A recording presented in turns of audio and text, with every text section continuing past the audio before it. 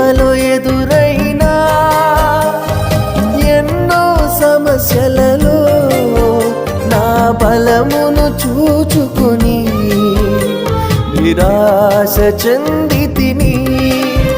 నీ సేవలో ఎదురైనా ఎన్నో సమస్యలలో నా బలమును చూచుకొని నిరాశ చెందితిని.